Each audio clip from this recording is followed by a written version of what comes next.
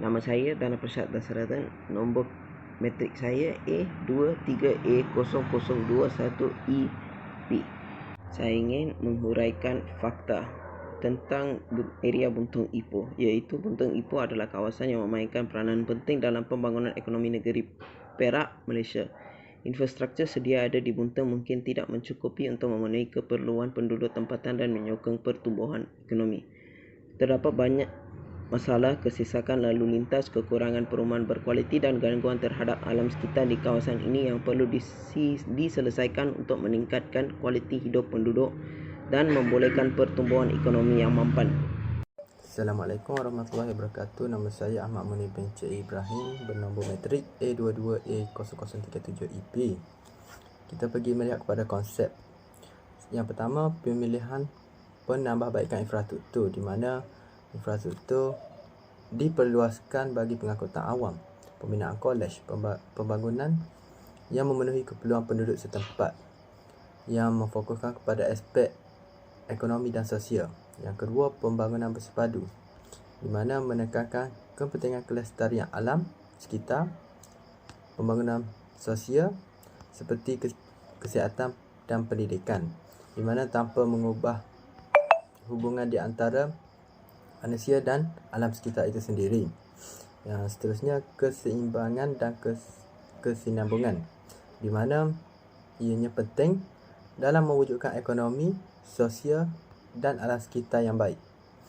Mempertingkatkan pembangunan infrastruktur serta memberi manfaat kepada generasi yang akan datang. Nama saya Haripriya Manikam. Nombor matrik kad saya adalah A22A0019EP.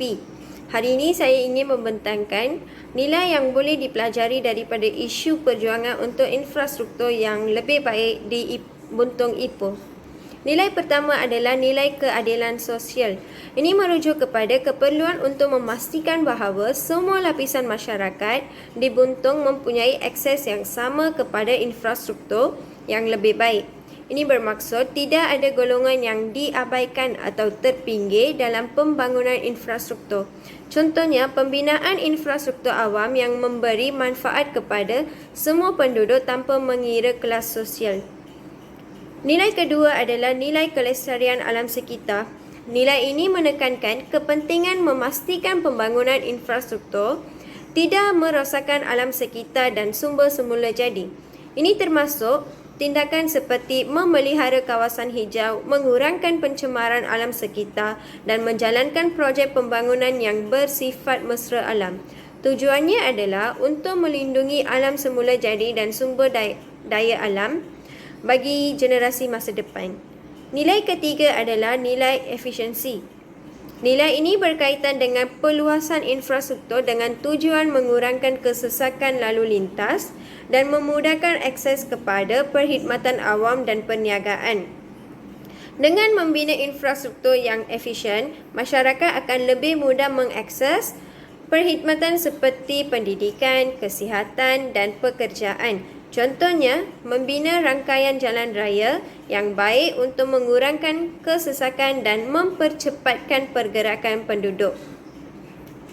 Selamat pagi, nama saya ialah Syarini Saravanan. Nombor matrik saya ialah A22A0017EP. Tajuk saya ialah Teori Hukum. Poin pertama, Hukum Perancangan Bandar. Hukum Perancangan Bandar merangkumi penggunaan tanah, pengizinan pembangunan dan peraturan zon. Ini adalah aspek-aspek yang penting dalam perancangan pembangunan infrastruktur. Penggunaan tanah yang bijak, kelulusan pembangunan yang berpatutan dan penentuan zon yang sesuai akan memastikan pembangunan infrastruktur berjalan dengan teratur dan sesuai dengan rancangan perbandaran yang sedia ada. Poin kedua adalah teori pembangunan bersepadu. Konsep pembangunan bersepadu adalah panduan penting dalam merancang infrastruktur yang lebih baik. Ini merangkumi pelbagai aspek pembangunan seperti ekonomi, sosial, alam sekitar dan budaya. Dengan menginteraksikan semua elemen ini, infrastruktur dapat dibangun dengan lebih baik dan seimbang, menjadikan kawasan tersebut lebih mampan dari segi ekonomi, sosial dan alam sekitar. Akhirnya, Poin ketiga adalah prinsip kestabilan ekonomi. Penting untuk menjalankan pembangunan infrastruktur dengan teliti dan dalam batasan kewangan yang munasabah. Prinsip ini memastikan bahawa pelaksanaan projek infrastruktur tidak mengancam keseimbangan ekonomi jangka panjang. Ia menekankan pengurusan kewangan yang berhemah untuk mengelakkan masalah kewangan yang serius dan memberikan kestabilan ekonomi kepada kawasan tersebut. Cadangan bagi perjuangan untuk infrastruktur yang lebih baik di Buntong Ipoh adalah peningkatan jaringan pengangkutan awam. Peningkatan jaringan pengangkutan awam adalah tindakan proaktif untuk memerangi kesesakan lalu lintas, meningkatkan fleksibiliti penduduk dan mengurangkan kesan buruk terhadap alam sekitar. Kawasan ini akan mempunyai kemudahan pergerakan yang lebih baik sambil mengurangkan kebergantungan pada kereta persendirian jika perkhidmatan pengangkutan awam diperluas dan dipertingkatkan. Melalui pengurangan emisi gas rumah hijau dan peningkatan kitaran hijau dalam komuniti. Usaha ini menyumbang kepada kelestarian alam sekitar dan memberikan kelebihan ekonomi dalam jangka panjang. Cadangan kedua adalah projek penyelenggaraan infrastruktur hijau. Projek penyelenggaraan infrastruktur hijau di Buntong Ipoh bertujuan untuk mengekalkan dan memelihara kawasan hijau dan sumber semula jadi. Projek ini bertujuan untuk mengurangkan kesan buruk pembangunan dengan menekankan kelestarian alam sekitar dan melindungi kawasan hijau dan sumber air. Projek ini memberikan peluang untuk pembangunan kawasan dengan cara yang mesra alam, menyumbang kepada keindahan lanskap dan memberikan faedah kepada penduduk setempat dalam jangka panjang sambil melibatkan komuniti tempatan dalam usaha pemeliharaan. Seterusnya, perspektif. Perspektif ni di mana ia memiliki daripada psikologi dan agama. Menurut psikologi, ia pemikiran yang mampu mendisiplinkan masyarakat, individu dan negara tersebutlah. Jadi, melalui psikologi yang baik ni, dia akan mendisiplinkan dan memberi pengaruh yang baik untuk memajukan infrastruktur dan memberi pemahaman yang mendalam serta berusaha untuk memajukan infrastruktur yang baik. Sebenarnya melalui agama pula, Allah berfirman dalam surah Hud ayat 61 yang bermaksud Dia telah menciptakan kamu dari bumi dan menjadikan kamu pemakmurnya. Maka ayat ini menerangkan bahawa manusia itu sendiri yang akan berusaha memakmurkan bumi dan memajukannya. Tajuk saya adalah kekuatan. Setiap warga negara di Malaysia diharapkan untuk mengambil bahagian aktif dalam mempromosikan dan mengamalkan nilai-nilai yang baik untuk meningkatkan kualiti infrastruktur lebih baik di kawasan Buntong Ipoh. Perbuatan ini penting kerana nilai-nilai positif yang diamalkan pasti akan memberi kesan yang positif kepada individu, masyarakat dan negara secara keseluruhan. Antara dari segi individu, kemudahan infrastruktur memberi manfaat dan memudahkan kehidupan harian. Dalam menggunakan pengangkutan awam adalah dapat mengurangkan kesesakan lalu lintas. Masalah ini lazimnya timbul di bandar yang mempunyai kepadatan penduduk yang ramai. Maka wujud rangkaian pengangkutan seperti komuter dan monorail yang merupakan tren aliran ringan dan boleh menjimatkan masa. Pada waktu yang sama, menggunakan perkhidmatan pengangkutan awam dapat menjamin keselamatan pengguna. Hal ini demikian kerana jumlah kemalangan di jalan raya semakin meningkat dari tahun ke tahun. Kemalangan lalu lintas kebanyakannya berlaku disebabkan oleh kecuaian manusia. Perkhidmatan awam seperti bas dan tren mempunyai risiko yang lebih rendah kerana kelajuan yang terhad dan terdapat laluan khas untuk pengangkutan ini. Oleh itu, infrastruktur yang baik amat penting untuk kehidupan manusia seperti peribahasa yang dikatakan menyediakan payung sebelum hujan dalam apa jua perkara terutamanya pengangkutan kenderaan yang melibatkan nyawa kita dan orang-orang yang tersayang. Dari segi masyarakat pula, pembangunan infrastruktur dilaksanakan bagi meningkatkan taraf hidup masyarakat. Sebagai contohnya, dalam tempoh rancangan Malaysia ke-7, pembangunan rangkaian infrastruktur dan kemudahan hawa meliputi pengangkutan komunikasi bekalan air, elektrik dan pembentungan telah ditumpukan kepada peningkatan keupayaan melalui pendekatan perancangan bersepadu bagi memastikan kemudahan yang diperlukan dapat diperoleh. Semakin itu, pembangunan infrastruktur dikurangkan di kawasan Buntung Ipoh, ia ini menjejaskan kehidupan harian masyarakat. Di samping itu, bukan itu sahaja, pembinaan infrastruktur yang lebih baik diutamakan oleh arkitek yang mahir dan berpengetahuan tentang pembinaan infrastruktur. Hal ini dikatakan demikian kerana pembinaan infrastruktur yang berkualiti penting untuk pemandu jalan raya dan boleh mengelakkan masalah kemahalan jalan raya, tanah runtuh dan sebagainya. Lagi sekali, dari segi negara pula, pembinaan infrastruktur yang baik memberi kesan terhadap ekonomi negara. Kemudahan infrastruktur yang dibina telah banyak membantu dalam urusan perniagaan.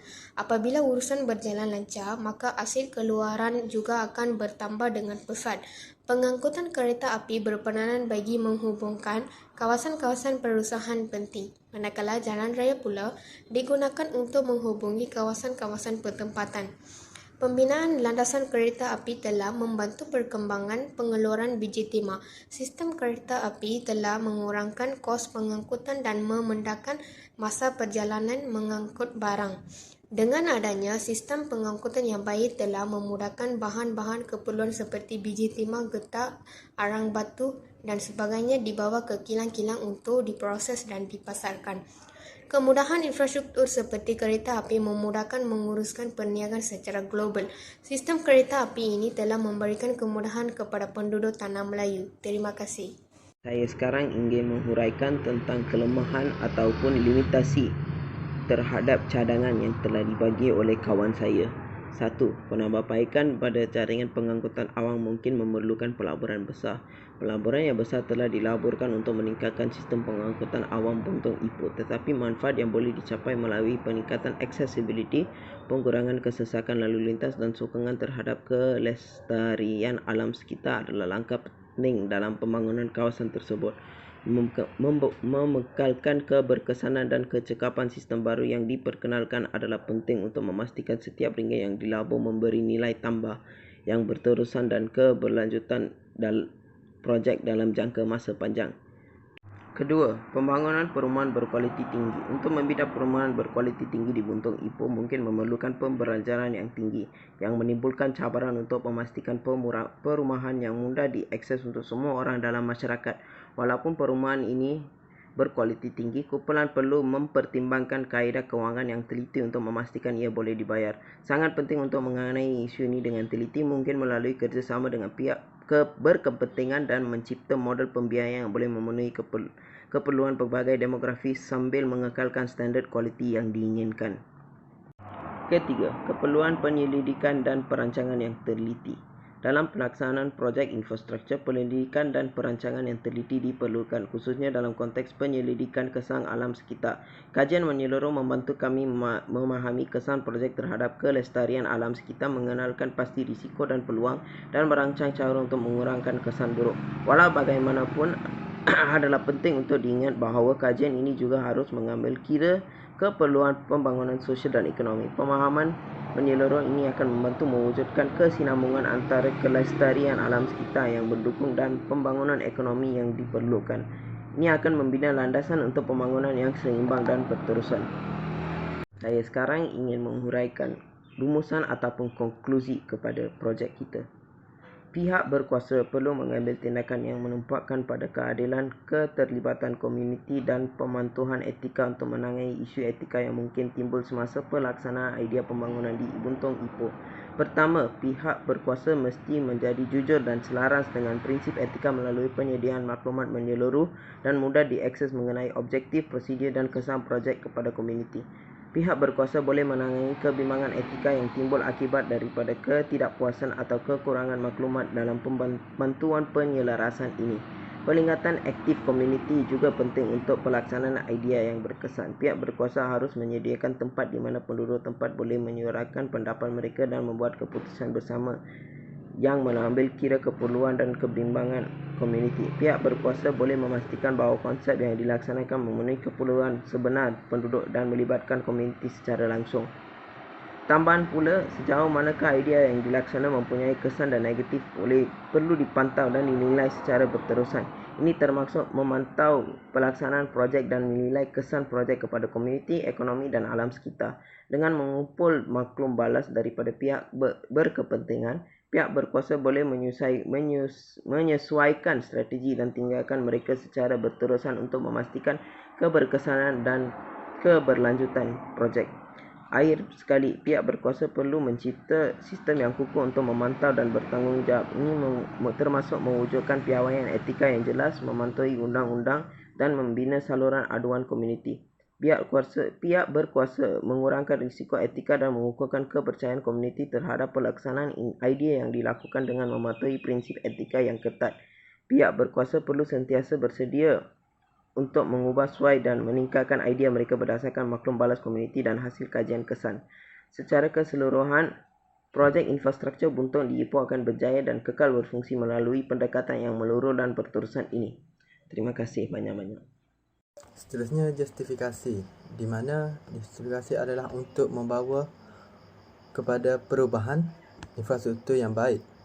Ia bertujuan untuk mewujudkan status Malaysia menjadi negara maju yang memiliki infrastruktur yang baik dan disegani oleh di mata dunia. Bukan itu sahaja, diharapkan supaya semua pihak berganding bahu tanpa ada unsur-unsur sambil lewa dalam menjalankan tugas ini. Pihak berwajib diharapkan memantau bagi tujuan infrastruktur ini dengan lebih cekap supaya tiada ketirisan yang akan berlaku pada masa akan datang. Kerana kesannya akan berbalik kepada anak dan cucu kita di kemudian hari. Sekian, terima kasih. For now, doing a project on the infrastructure buntung going on right now. என்னோட கேள்வி ஒன்றாவது கேள்வி வந்து நீங்கள் வந்து இப்போதைக்கு வந்து ஜேகேஆரே பண்ணாத இதை like JKR also didn't take initiative, நீங்கள் இனிஷியேட்டிவ் எடுத்து நீங்கள் ஜலடை வந்து செஞ்சுருக்கீங்க. லைக் நீங்களே வந்து நீங்களே வந்து கவர்மெண்ட் கிட்ட காசு வாங்கி you took money yourself and you did your own plan and you executed it. அதனால் வந்து mostly Buntung people are very happy with it. So I just want to get your thoughts on that. What made you do that in the first place? Is there any normal reason behind it? Why is there any reason behind it? I just want to know that. First question. First of all, that road, if you mean Jalan Sungai Pari, Yes. that is a state road. So Yes. it doesn't come under JKR. Okay. JKR only takes care of federal roads. Okay. Jalan-jalan persekutuan. Okay. It's under the jurisdiction of JKR. So Jalan Sungai Pari is a state road. It comes under Majlis Bandaraya Ipoh. Yes. And state government, which is Perak. Okay. Why I did it is because number one, the road is condition is terrible, so you have to do it. Number two, it is also people's demand, people's request that we do the road. And it's a valid request because basically the road is just too not user friendly, not safe, bad lah. Yes. So when I got elected, the first thing I did is I took steps to make sure that we can try to get the budget for the roads. Okay. And I think NBI also supported my request, and they sent a supporting letter to Kementerian Pembangunan Kerajaan Tempatan (KPKP), and we got the funds to do the road. Okay. But when the funds came, I knew it wasn't enough to do the road fully. Yeah. So then I used my adut peruntukan 100k to add to the road project. Okay. And requested a little bit extra from NBI. So NBI also put money, and we managed to do the road completely. 1.8 kilometers we covered. Okay. With 5 millimeter thickness. Okay. Alright. So my second question is, as we take a look at your website, you have listed a lot of things in installation of ramps, the playground, maintenance of the playgrounds, and also if we check the 6 crematorium, we also taken issue into 6 crematorium and their problems with their burners and all of that. I've checked much. I just want to know, is there any other plans, like an inside scoop that I can get from you about the infrastructure of area Buntung that you haven't been putting public yet? Can I get any insights of future plans? We for now see the Sikh crematorium is although I put it in my manifesto, it is something that the Sikh temple must first come up to do because the land and the property belongs to them. So if they don't, then I can't do much about it. But if they do, which they did during elections, so that is why I said if you come up with a proposal, I am happy to help. But if they don't, then I'm not able to help lah. Yes. But other than that, I think Buntung infrastructure, we need to look at roads again. There are many roads that need to be resurfaced. Yes. So main roads, we have requested for resurfacing. Yes. Let's see if it can be done this year. Okay. I think Padang Permainan is something we want to do. I'm trying to see if we can choose one or two Padang to concentrate and develop for this year. Then next year we can focus on more. I'm also looking into the market, Pasar Buntung. I think we deserve a new market. So that is something I have requested and we are talking about. Nothing is confirmed. We need to lock the budget. So there needs to be proper planning.